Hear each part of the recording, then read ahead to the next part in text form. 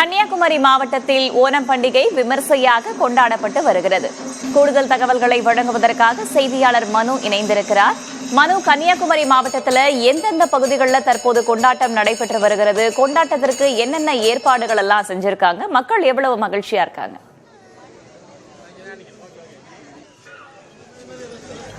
வேதவள்ளி, அதாவது குமரி மாவட்டத்தை பொறுத்த அளவில் ஆண்டுதோறும் இந்த ஓணம் பண்டிகை என்பது கேரளாவில் எப்படி கொண்டாடுவதோ அதுபோல் சிறப்பாக குமரி மாவட்டத்தினுடைய அனைத்து பகுதிகளிலும், குமரி மாவட்டத்தினுடைய எல்லையோடு ஒட்டி இருக்கக்கூடிய இருந்தாலும் சரி, கிழக்கு மாவட்ட பகுதிகளிலும் இந்த ஓணம் பண்டிகை என்பது சிறப்பாக கொண்டாடக்கூடியது வழக்கம். இந்த குறிப்பாக இந்த ஓணம் பண்டிகை அன்று இந்த பகுதியில் இருக்கக்கூடிய மக்கள் கேரளாவில் எப்படி அந்த மாவேலி மன்னனுடைய ஊர்வலம் மற்றும் பல்வேறு கலை நிகழ்ச்சிகள், ஓண சத்யா போன்ற நிகழ்வுகள் ஆண்டுதோறும் மாவட்டத்தில் இருக்கக்கூடிய பல பகுதிகளில் நடத்துவது வழக்கம்.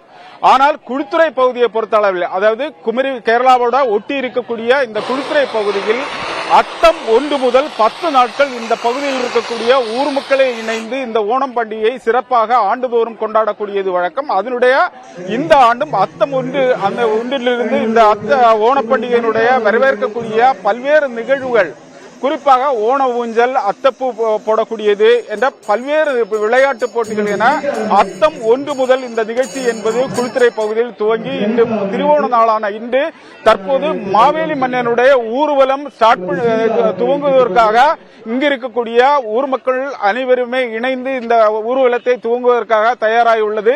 இந்த பகுதியில் மாவேலி மன்னன் மற்றும் கதகளி வேடம் போட்டு கலைஞர்கள், தெய்யம் போன்ற பல்வேறு இந்த ஓணப்பண்டிகையை முன்னிட்டு விளையாடக்கூடிய பல்வேறு கலை நிகழ்ச்சிகள் இங்கு தயாராகி வீடு வீடாக கிட்டத்தட்ட 500க்கும் மேற்பட்ட வீடுகளில் இந்த மாவேலி மன்னர் இன்று சென்று மக்களுக்கு ஆசீர்வதிக்கக்கூடிய நிகழ்வுகள் என்பது இன்னும் சற்று நேரத்தில் துவங்க உள்ளது. அந்த நிகழ்வுகள் துவங்குவதற்காக அனைத்து ஏற்பாடுகள் செய்து அந்த துவக்க விழா, அந்த அத்தப்பூ களத்தில் குத்துவிளக்கேற்றி விருந்தினர்கள் வந்து அந்த நிகழ்ச்சியை துவங்கி வைத்துள்ளது. மாவேலி மன்னனுடைய ஊர்வலத்தை துவங்குவதற்காக துவக்கு விழா முடிந்து அந்த ஊர்வலம் துவங்குவதற்காக அனைவருமே தயாராகி உள்ள நிலையில் இந்த பகுதியை பொறுத்த அளவில் ஓணம் பண்டிகை அன்று அனைவருமே ஒரே நிறமான, அதாவது ஒரே நிறத்திலான உடைகள் அணிந்து ஆண்களாயிருந்தாலும் சரி, பெண்களாயிருந்தாலும் சரி, முதியவர்களாயிருந்தாலும் சரி இந்த ஓணம் பண்டிகையை கொண்டாடுவது வழக்கம். இந்த ஊர்வலத்துக்கு பிறகு மதியம் இந்த பகுதியில் இருக்கக்கூடிய இந்த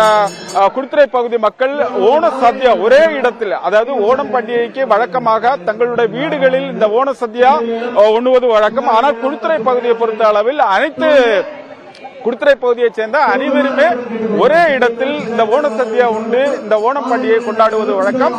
அதுபோல் இன்றும் அதற்கான ஏற்பாடுகள் செய்யப்பட்டுள்ளது. குறிப்பாக இந்த மாவேலி ஊர்வலம் முடிந்த உடனே வடம்வெளி, அதாவது திருமணமான நபர்களும் திருமணம் ஆகாத நபர்களுக்கான மிகப்பெரிய ஒரு வடம்வெளி போட்டி என்பது ஏற்பாடு செய்யப்பட்டுள்ளது. அதன் பிறகு மாலையில் இந்த பகுதியில் பல்வேறு கலை நிகழ்ச்சிகள், இசைக்கலைஞர்களால் நடத்தக்கூடிய பல்வேறு கலை நிகழ்ச்சிகள் நடைபெற உள்ளது. கேரளாவில் இந்த ஓணம் பண்டிகை எப்படி கொண்டாடுவதோ அதுபோல் இந்த குளித்துறை மற்றும் குமரி மாவட்டத்தினுடைய பல்வேறு பகுதிகளில் இந்த ஓணப் பண்டிகை தற்போது கொண்டாடி வருகிறார்கள். கன்னியாகுமரி மாவட்டம் குழித்துறையில் மக்கள் உற்சாகமாக ஓணம் பண்டிகையை கொண்டாடி வருகிறார்கள். அதற்காக பல்வேறு சிறப்பு ஏற்பாடுகள் செய்யப்பட்டிருக்கின்றன. தகவல்களுக்கு நன்றி மனு.